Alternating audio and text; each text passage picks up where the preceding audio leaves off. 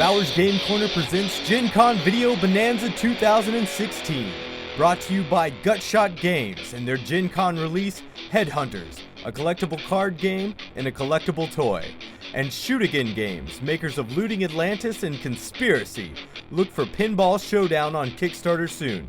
Also brought to you by the generous support of these companies and our fantastic Kickstarter backers.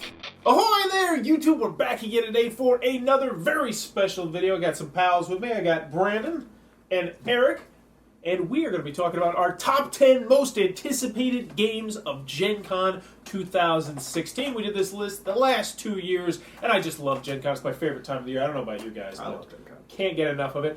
So, we're doing a little bit different this year. We got 3 people, obviously. We're going to be talking about a lot of games. And we tried to limit it mostly to games that will actually be released at Gencon. So, for the most part, if you're watching this list, hopefully every game that you hear about, you can purchase there. Is there any other special caveats you guys got on your list?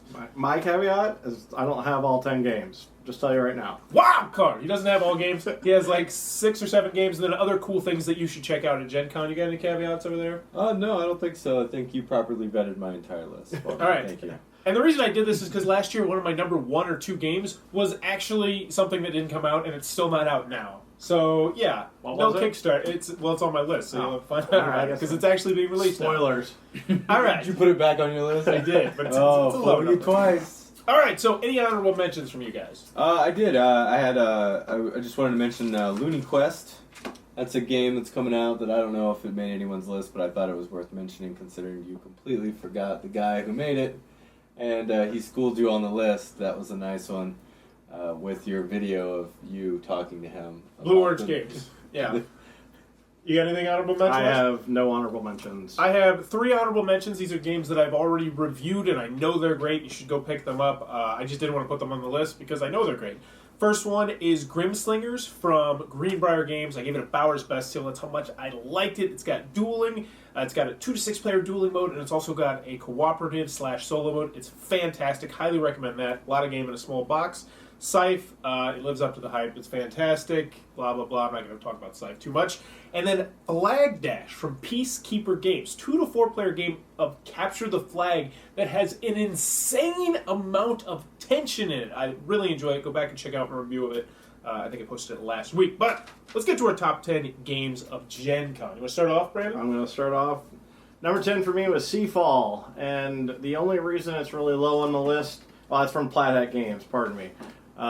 The only reason it's so low on the list is I'm not actually anticipating it being released by Gencon. It won't come out till after, but there's a lot of hype surrounding it. There's a lot of hype coming about it. It's supposed to be out in September. They're starting to release details. They released a rulebook. They released what's going on. If you don't know what it is, if you're completely clueless, been living under a rock, it's the next Legacy style game. So you have Pandemic Legacy, you had Risk Legacy, and now you have Seafall set in a completely different universe, but it is a Legacy game. So I'm very excited about that. See what they got, see if there's anything there on it. Not really sure. I'm sure it'll be there though. Really? I thought that was being released. I guess not. Not yet. I know everyone is going crazy about this game. I'm not that excited. Because you didn't like Pandemic Legacy. I was very let down by Pandemic Legacy and V-Wars, which is Rob Daviau, the guy that created this game. He created Risk Legacy. V-Wars was a giant pile of crap. Like, it's one of the worst games I've ever played in my life. Graphic design, rule booklet, gameplay was bad. It was so bad, and that just kind of took all the wind in my sails out of this, because like the last 2 games that I played of his were But I still am pretty excited about that. I just love Legacy-style games. What's your number 10? I have America from Bezier Games. Bezier. Bezier. Yeah. Bezier. It's 2 to 6 players, 30 to 45 minutes, and it's a party game. It's trivia-based party game. There's a little bit of bluffing involved, which isn't really my game, but it seems like you're trying to convince others that you know the right answer. That might be my kind of bluffing. Looked like a pretty good party game. Yeah, that one looks really cool. It's kind of a re-theme of a Spiel des Jahres nominee or winner from a couple of years ago. I really like the option now where you can guess that everybody's wrong. Like, that can be a guess that you just don't guess an answer. Nobody you're knows like, this. nobody knows this. But it looks like it's just got a huge mishmash of America pop culture references. That one I looked at. It looks really cool. My number 10 was actually number 1 or 2 on my list last year, and that is Moonquake Escape from Breaking Games, and it will be at Gencon. I'm pretty sure there's like 100 or 200 copies coming out. But this is a really cool concept. It is a 3D moving board where you're playing as aliens trying to escape an alien prison, and the board is actually moving. And there's bluffing, prison escape, aliens. Love the artwork. I was high on it last year. Really wanted to check it out. This year, hopefully, you'll actually be able to get it. But Moonquake Escape from Breaking Games, which, by the way, had one of the best booths of all of Gen Con last year. I'm very excited to see what they do with their booth this year. They had this huge Wild Wild West booth last year. Oh, okay, that's those guys. All right. But that is my number 10, and I'll just snake it around to my number 9, which is Saloon Tycoon from Van Ryder Games. So this is a Wild West themed game where it's kind of like Bar Tycoon, where you're going to be creating your bar and trying to get patrons to come to your bar. The interesting thing about this is you're actually going to be building your bar up with tiles and like little customers and stuff, and so it's actually going to be like this 3D bar you're creating in front of you. Van Ryder Games, I've enjoyed the games I've played with there. It also has secret objectives and public objectives, which is one of my favorite things in games. It's one of the main things I love about like Twilight Imperium, where there's those secret objectives, so no one actually knows exactly what you're doing. I like that aspect a lot. Plus, the artwork looks really cool. It's Saloon Tycoon from Van Ryder Games. My number 9. What do you got, Eric? Coming back to me, I got Poker Assault from Cryptozoic. This is 2 to 4 players. Takes about half an hour to play, and it's 10 and up. And it is a attack defense game, but all based on poker hands and things like that. I thought it was pretty interesting. Gateway game, if you will, for those who like poker. Yes, Poker Assault. Yeah, you have it down too? This is one. Or did that's you write one thing. all mine down? No, I did write all your stuff. This is actually ones that I looked at because I was interested in. That is something I'm going to mention right now. There's no crossover on the list. We did that intentionally. There's just hundreds of games coming out at Gen Con, and I want to talk about as many as possible. So there's no crossover, but I will mention this is one I looked at, and because it's Push Your Luck, it's poker. It's by the guy who created Legendary Encounters, Yes. So it's got a pretty good pedigree. But honestly, I watched a video of it, and I was like, yeah, this looks pretty bad. Yeah. But hopefully I'm wrong, because I do love poker, and I like the concept a lot. Yeah, I like when you play with poker and turn it into other games. There's another one that's out there that's pretty good. Tiny Epic Western's supposed to be like that. I think a little bit. It has a poker aspect to it. It was just kickstarted a little while ago. I want to try those games out. The Tiny Epics? I haven't played any of them. I heard they're really good. Yeah, we'll have to do that sometime. All right. What's your number 9? Number 9 is Codenames Pictures. So this is from Czech Games. CZECH. Spelling is important. So last year, Codenames came out, was a big hit for family-style party games. It made the top 10 list of last year's everybody. It just won a bunch of Dice Tower awards. So Codenames itself, it's a game where basically you have words, you're giving out clues, and you're trying to give single-word clues to get as many of the things on the board as you can. It's challenging, it's entertaining, it's fun, you can lie, you can bluff, it's a good just social drinking game. And so basically what they're doing with Codename Pictures is instead of the words down on the board in front of you, it's going to be pictures. Imagine that, creative naming. I'm sort of on the fence about this one because of games like Dixit, which none of us like. Or do you like Dixit? I like Dixit, alright. Oh my gosh.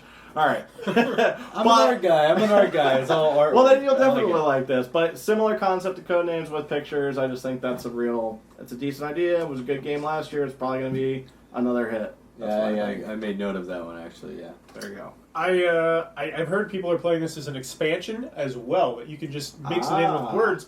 One big change, though, that I noticed is it's a 4x5 grid instead of a 5x5 grid, so there's actually less cards out there. Oh, okay. I didn't see that. I'm interested to see how it works out. I'm still waiting for a Codenames After Dark. I want an inappropriate version of Codenames. I feel like that's just a no-brainer. I think that'd be awesome. That would be cool. But yeah, that game does look like a fun. I'm sure it's going to sell like crazy. Last year, Codenames was everywhere at Gen Con. Mm-hmm. So yeah, good for CGE.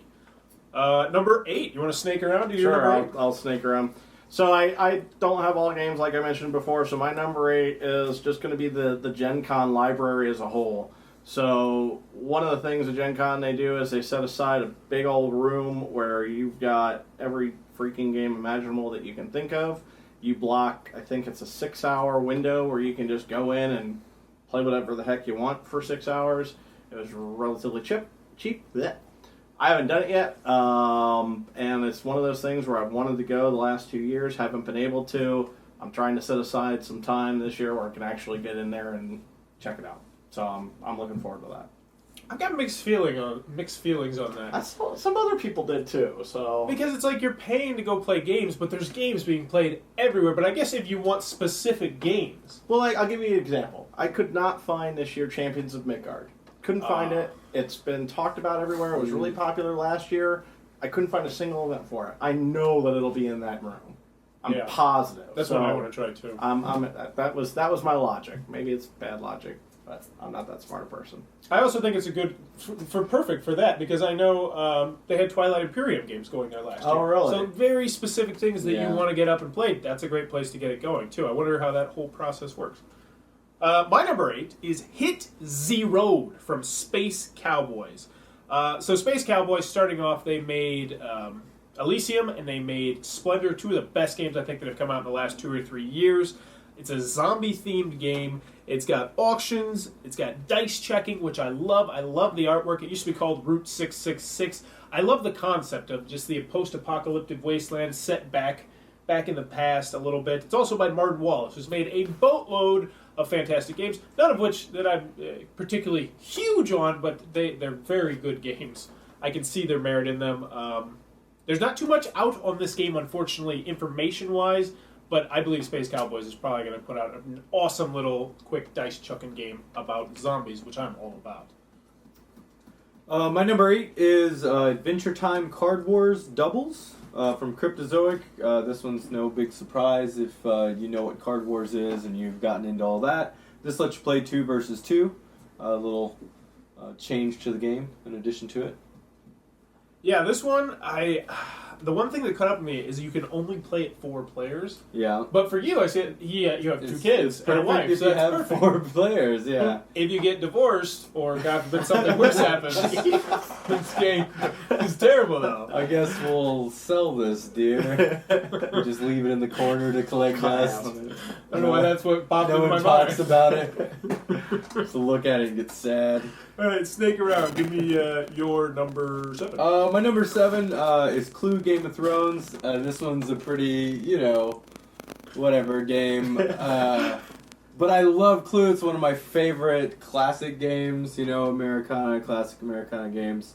And it's Game of Thrones. It's a double-sided board. I thought it would be pretty interesting to see them put that theme onto a game that I love. Any different rules or like? That's one of the things I'm interested in checking out. I've Find got out to, if there is. look into it. I'd be curious. Yeah, I feel like the theme fits as well, too. The Game of Thrones. It's a very spot-on theme. My number 7 is Mystic Veil from AEG, which is called a card crafting game. And while this game itself doesn't look amazing to me, it looks really cool. I have a feeling what's going to come from this game is going to be spectacular. But then again, I thought the same thing about Rattlebones, and we've still yet to see anybody really... I love Rattlebones. But we haven't seen anybody build on that, which surprises me. True, that is surprising. So how this works is it's kind of like a deck builder where you're going to start off with X amount of cards, I think it's 20, but along the way you're going to purchase sleeves for your cards, so you will be upgrading the physical cards themselves and then reshuffling back your deck. So you can decide, do you want to upgrade a bunch of your cards, do you want to have super cards that will pop up. It looks really cool. The theme looks like it's garbage. I mean, it's called Mystic Veil, obviously there's no theme there. It's all mechanisms, but the mechanism sounds really cool. This is definitely on my to-try list. That is Mystic Veil from AEG, one that I'm really excited to check out. All right. My number 7, right? Number 7? It's just the Rio Grande Room. This was on my list of things that I loved last year. It would have made my most anticipated last year. It's just one of the best parts of Gencon. If you have not gone there, you need to go check it out. It's a relatively large-sized room where they just have tables set up with games ready to go. You walk in, you sit down, you play. No reservation necessary, no cost associated if you have a badge, should note that. And it's just a great gathering place, so if you're in between stuff, you say, hey, we're going to go up there, be there for a few minutes. Fast games, heavy games, medium game, light games, everything. It's fantastic. I always look forward to the Rio Grande Room. They also run Dominion tournaments. I think they used to do it like every single hour, which is really cool, where you could win stuff. Also, is this a good place to go get beverages? Absolutely not. No, it's not.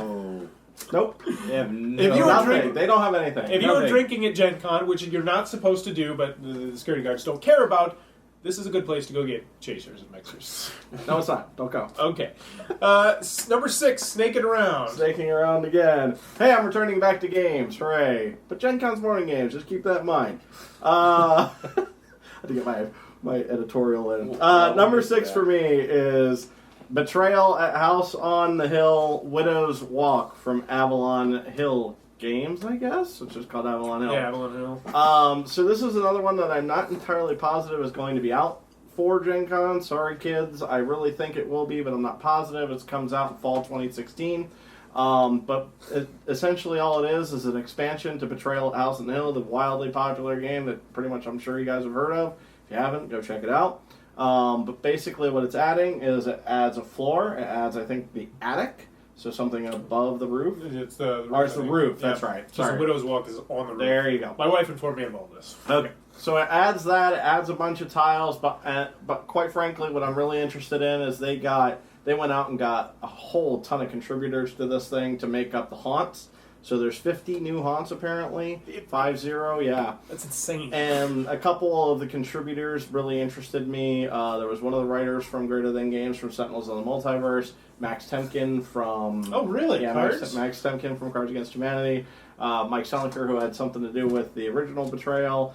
So I'm really excited about the contributor list that they have listed and what kind of haunts they came up with to go with it. That's what I'm excited about. Yeah, and I feel like a lot of Cult of the New is, it just permeates board games now. It's just, this whole list is Cult of the New, but that is definitely a game that you want to go back and check out. Because it's just such a unique game. Solid. The first 2 stages of the game is just, it's the same every time. And then the third stage is always just a different story that you're playing out with different mechanisms. And it's, sometimes it can feel broken, but most of the time it works and it's awesome.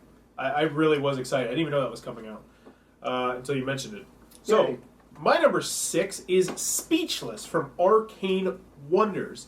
It's by Mike Elliott, who created Thunderstone, Warriors, Dice Masters, Star Trek Fleet Captain. He's got a boatload of fantastic games. Arcane Wonders has yet to disappoint me with any of their games. Sheriff of Nottingham, Mage Wars, Onitama. I'm excited to play Royals.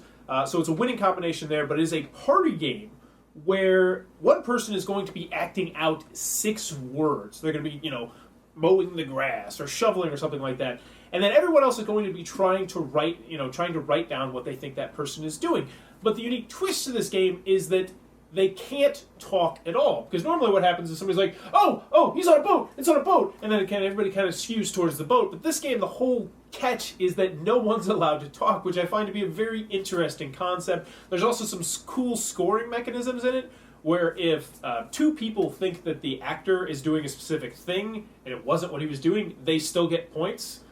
So I'm really excited to check this one out. I think this could be one of the potential hits of the show because it seems like it's going to be really easy to play, especially if you like to play games in libraries, which I don't know if that's a big demographic. Just Very popular place. aggressive charades. I don't know if it's a big demographic, but either way, Arcane Wonders, Mike Wallace, I'm excited about, or Mike Elliott. That is Speechless from Arcane Wonders, one I'm excited to check out. Number 6, I have Brick Party from Renegade Game Studios. It's 2 to 9 players, 15 to 30 minutes, and it's for kids 5 or all the way up until 99, I guess, where you stop playing with Legos too. Or until they get arthritis. The arthritis. It's a dexterity game, it's a party game, and it's a cooperative game, and it's great for kids. You basically have something that you need built, and you have to explain to the other person how to build it. It's a good opportunity for you to yell at kids, "You're doing it wrong!"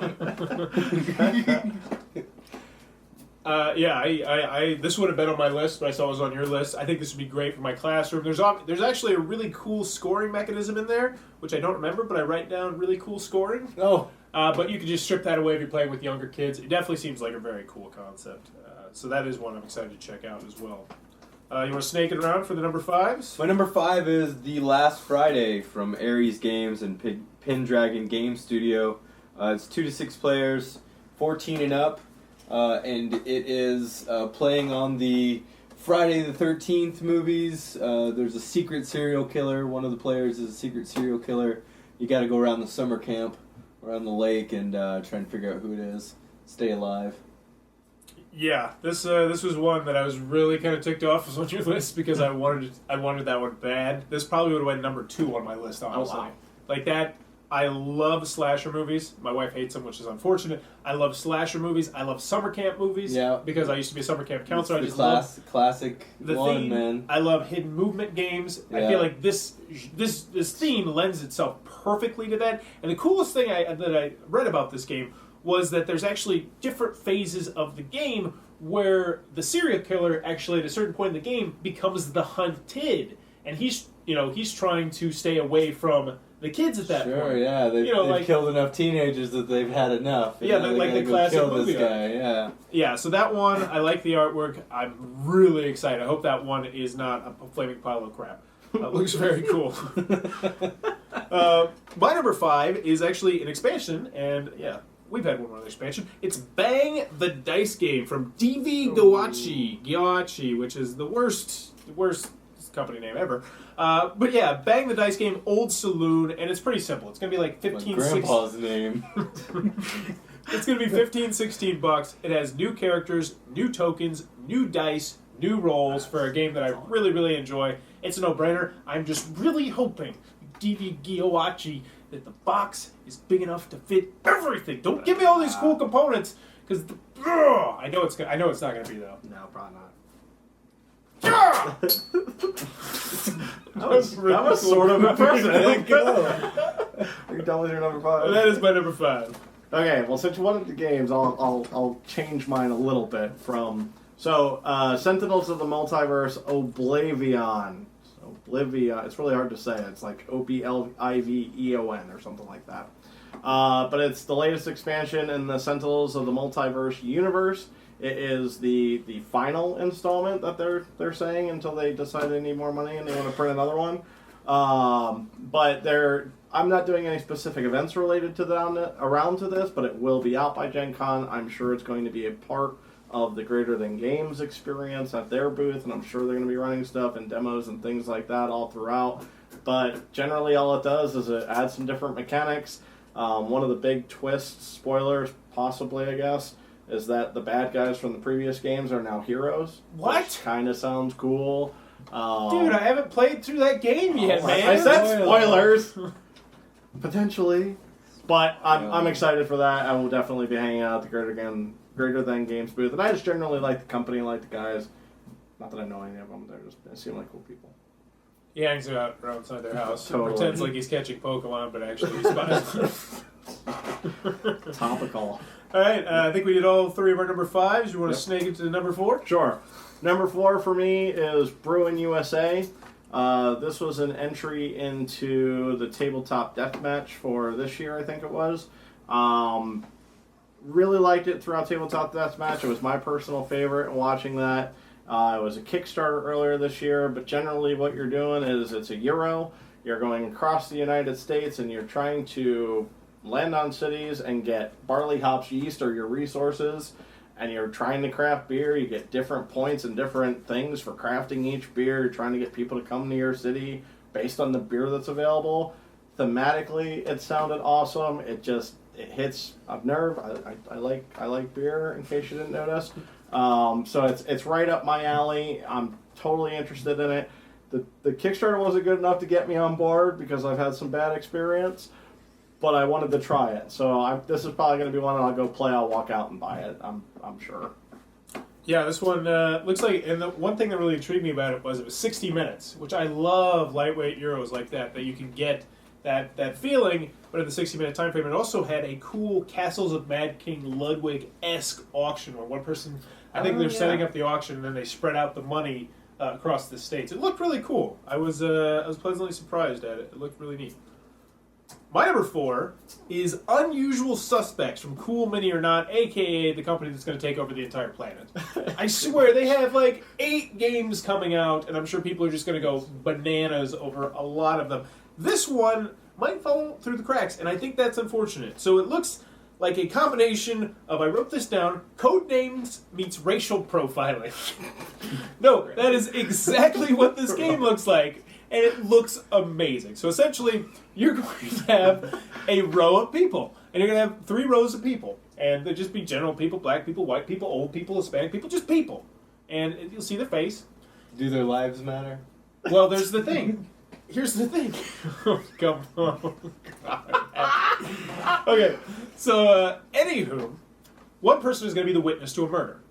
And for some reason, I don't know, they're screwed up the head or something like that. Everyone else is going to play as detectives, and they're going to ask the question to the person. They're going to say, does this person looks like they take care of their car?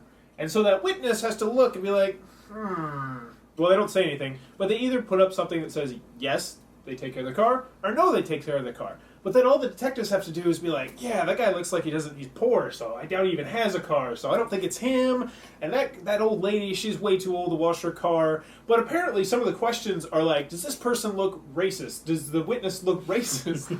Like, it So looks... it's like, Guess Who? It's like a new version It's of like, Guess Who? yes, but mixed with code names, mixed with racial profiling. Like prejudice. Prejudice. What is this called? What was this called? Unusual Suspects. It looks very cool. I'm gonna go on YouTube and comment on that one. The thing is, it came out at SNIS last year, and apparently it was really popular. Got picked up by Cool Mini or Not or something like that. I'm very excited to check that one out. Interesting. And I'm pretty sure it's going to be a pretty cheap light party game, so I imagine we'll probably give away a copy. I'm interested. I'm interested to see what it really is. The way you just explained I'm it. telling you, that's what it is. And I want to see a totally not suitable work expansion on this game. That's what I want. There you go. All right, so All right, my number 4 is Here Kitty Kitty from Fireside. It's 3 to 6 players, about half an hour. It's 10 and up, and it's basically the perfect game for crazy cat ladies.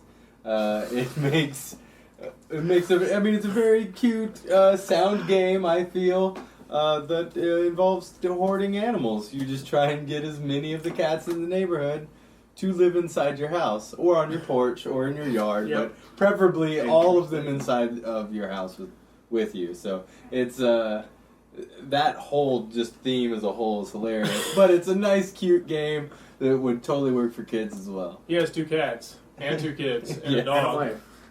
and a wife. Not cool, man. I don't know. This, Maybe she has cats. Yeah, I wrote down Crazy Cat Lady, the game. That's what I immediately thought of. But actually, after watching a video of it, it looks like it has some deceptively deep little strategy in there that it might actually be something you can play on a game night as well. Yeah. Also, it had a lot of really cool little cat miniatures. yeah. So those were our number 4s. You want to snake around to your number 3? My number 3 is the Dragon and Flagon from Stronghold Games. It's 2 to 8 players, takes about an hour, and it's 10 and up. You've got a 3D tavern board where there's a bunch of humorous action going on, simultaneous play. And another thing that I'm really looking forward to that's specific to Gencon is that they're supposed to have a pretty sweet rollout room. They're going to make it look like the tavern. Really? They're going to have people in there cosplaying as Western Got my attention. people, and they're really gonna push that theme with their rollout. They got like 2 rooms, I think, that are probably connected. I don't know the way that it works, but yeah, I'm interested to see that room as well as the game. Well, that's actually good, because I think I signed us up for this event. We have 2 tickets Oh, to it. really? Yes. Oh, So I alright. was going to take Can't wait. Franny, but Franny could man the camera. Yeah, there we go. Because we couldn't get to the AG Big Game Night, and I was like, well, this looks pretty cool, too. Oh, we'll just wear the head cam the whole time. So, some things that I noted about this, and it has some skeptical stuff, some good stuff. 2 to 8 players. It's a really wide player count. Worries me a little bit, but it looked like Power Stone, the game, kind of. Power Stone, you remember it from the Sega Dreamcast. It's like this 4-player thing, but you're like throwing beer mugs and trying to get people. I watched an interview on it, and it turned me off just a little bit because the designer was like, well, with 2 players, you kind of have to play as numerous characters, blah, blah, blah. So it seems like it's more of a 6 to 8 player game, but still, it looks really cool. I'm excited to check that one out as well. My number 3 is one that I'm super excited about, but I couldn't put it number 1 or 2 just because it is a children's game, and that is Ice Cool from Brain Games. So this game I actually pre-ordered. That's how excited I am about it. It is a flicking game where you're going to be flicking these little penguins around their penguin school trying to collect fish. But the unique thing about this game is that you'll be able to kind of curb your flicks and also flick over walls, and then there's going to be one player playing as the hall monitor trying to catch you with the flicking. It's got this really cool box-in-box system where you're actually going to be able to create like this giant like school kind of for your flicking area, but all the boxes are inside the base box, so the box isn't huge. I'm really excited about it. If you pre-order it before Gen Con, it's only $30, and if you have kids, it looks like a no-brainer. I can't wait to bring this one to my classroom and play with my kid.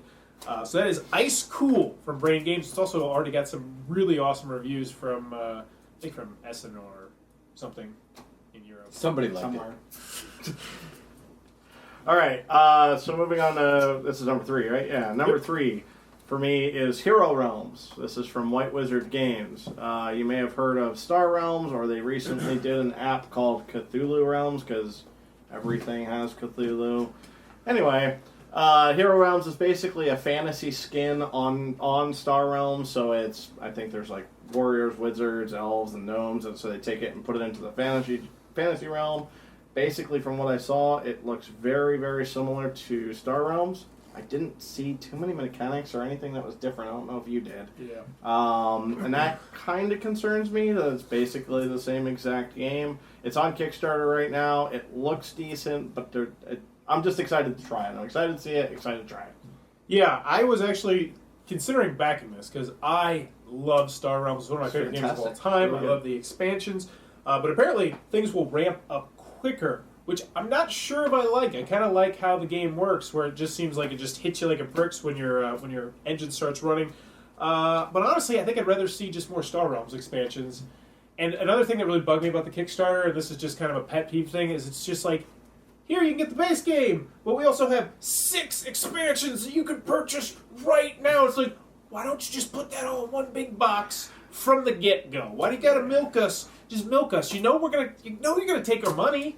I think another thing that I didn't really care for, just to throw this out there, there was a solo mode, and I just, who cares? I don't know, I'm not big on solo modes. I actually played solo mode quite a few times in Star Realms and recorded it, and it's fun. It's enjoyable. Fair enough. I also like solo modes, primarily because to teach. It really helps when you teach games as well. Okay, that's fair. But yeah, I'm not as excited about this one as, I don't know, I'm going to love it, I'm going to like it. That's why it's high on my list. It's high on my list because of Star Realms. That's the only reason. Yeah, I feel you there. All right, Give you number 2? Number 2 for me is Star Trek Ascendancy from Gale Force 9.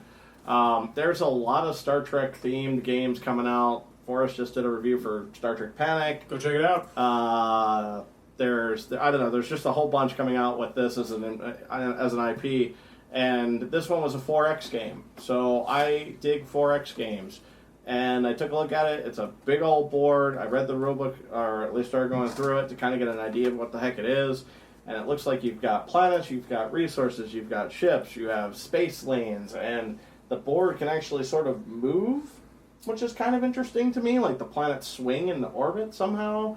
I'm not really sure how that mechanic's going to work, but it was in the rulebook, and I was like, that sounds interesting. I generally just like 4X games. You slap a Star Trek theme on it, and I'm happy. So I'm excited for this one. It's supposed to play in 2 hours, though. It's the only thing I'm a little nervous about. I think it's 2 to 3. 2 to 3. So a little meaty, a little weighty. That could be a deal breaker for me.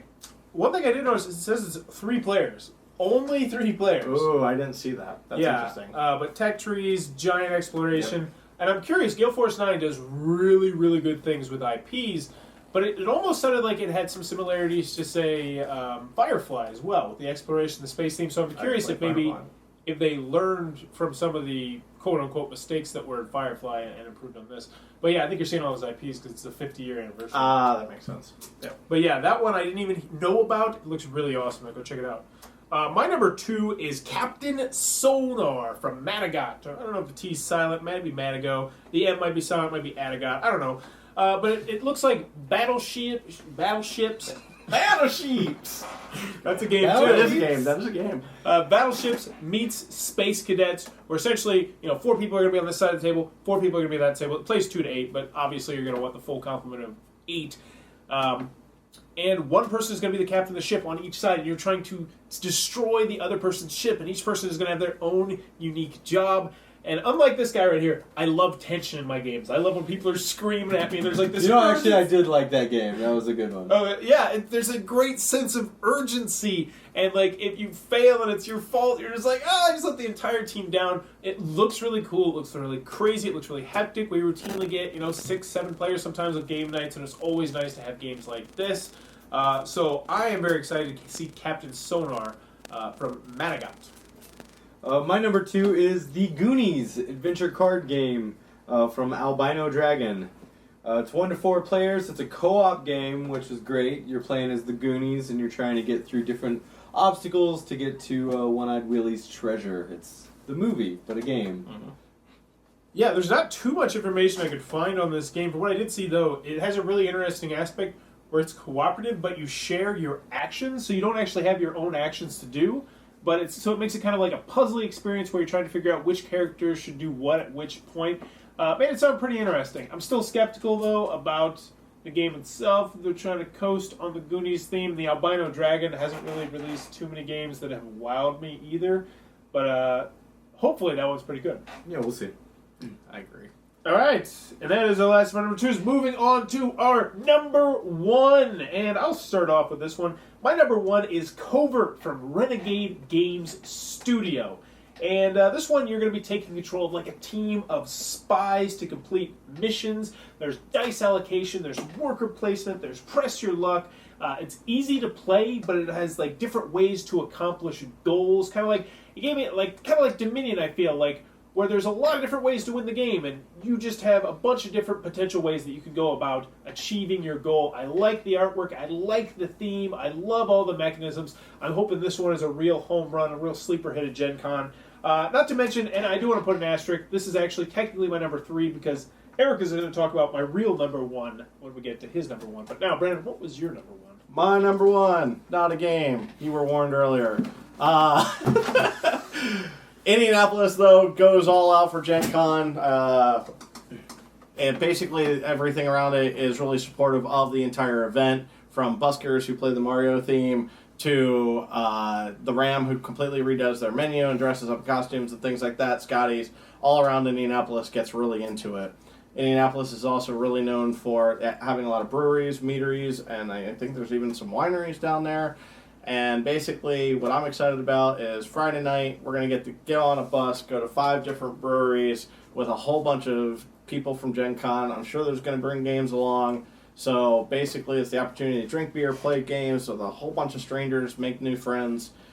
I just love that kind of thing. I'm really looking forward to it. It's a short bus, too, right? Definitely. It's No, I'm pretty sure it actually is a short bus. It actually is. It's a little green bus. It's a little green bus that drives around Indianapolis. So it's beer, board games, and buses. How much was it? I was not that expensive. I think it was $25. Oh, it's not bad at all. It's not bad. Yeah. How many breweries does it go to? 5. 5. Wow. I said that earlier. So you That's can almost 5 per brewery. It's like $5 for brewery. So you can sample and just get completely. Well, no, I think wasted. you have to pay for the beer at the breweries, but whatever. Okay. Either way, that sounds pretty cool. And last but not least, the final number 1. Harry Potter Hogwarts Battle from USAopoly. It's 2 to 4 players, about 30 to 60 minutes, 11 plus, and it's a co-op deck building Harry Potter game. You play as Harry Potter or Ron or Hermione or Neville, and you're basically building up your deck, trying to get past all the various Harry Potter challenges that you know and love. Yeah, this one was actually my number 1. I have a feeling a lot of people are going to be interested in this game. I get the impression that this is the kind of game where if they had 3,000 copies, they could sell them there. Easy. Oh, yeah. Just because, but I think they're only going to have like 100 or 200. This is one of those ones where you're going to have to run there to get it, but this is my most anticipated game that I want to try out. I love cooperative games. I love deck builders. I am a huge Harry Potter fan. Books, movies, Yep. Can't wait for the new movie, the mystical dragons and the things with the pockets or whatever. That's not a thing. It's not a thing. But there's so many possibilities here, too, because if this is popular and if this is a hit, I'd be interested to see who owns the rights to it, because it's really weird how the IPs work. Some companies can do like card games, and some people can do miniatures games.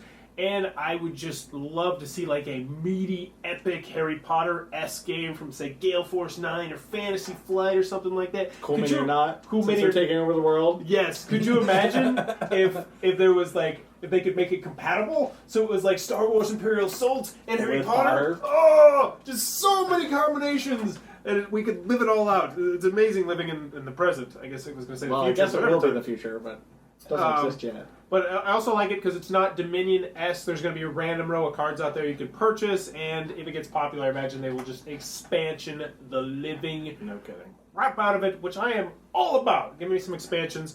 USAopoly, that's the one thing that can be worrisome because they are primarily known for Clue, versions of Clue, and versions of Risk, and stuff like that. But I recently did a review of their Star Trek Panic, where they redid... Star Trek. Cancel Panic. Cancel Panic. There you go. And it was actually fantastic. I really enjoyed it. So I have very high hopes for this one. I'm actually going to talk to him and see if I can get a review copy beforehand. I'm gonna try and come home with a copy myself. But that is Harry Potter's Hogwarts Battle, which yes, that could be the #1 game. Oh, never mind. We haven't talked about that yet.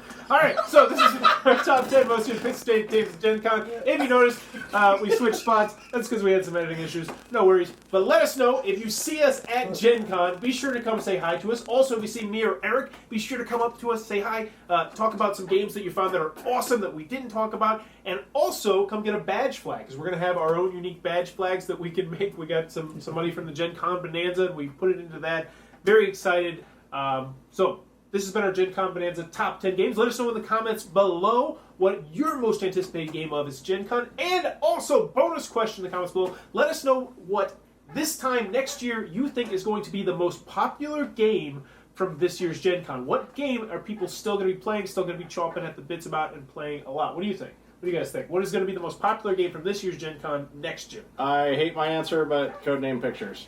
It was super popular last year. It's a good game. It's a party game. It's simple. It's accessible. I mean, it's just going to be talked about coming out, I'm sure. Yeah, hopefully it's Potter. I want it to be Potter. That would be awesome. What do you think? I'm interested. Who knows? It could be a breakout hit. I don't know. I think maybe Dragon Flagon has the potential, depending on that rune that they get. If they have a really cool rollout and they draw in a lot of people, that could blow up a little bit. And I could see that also happening too, because if everybody gets like a really good experience with that, and they come home and they show off that game, and it's a great game. Because remember, you had that Star Trek game last year that was actually kind of crappy, but you were just like, "This game is awesome!" I was crazy about it because of the experience they gave you, and you taught it to other people. So, me personally, I'm hoping it's Harry Potter, but I'm also hoping it's Unusual Suspects. But I want to throw in a wild card. I do think it's going to be Codenames, blah blah blah.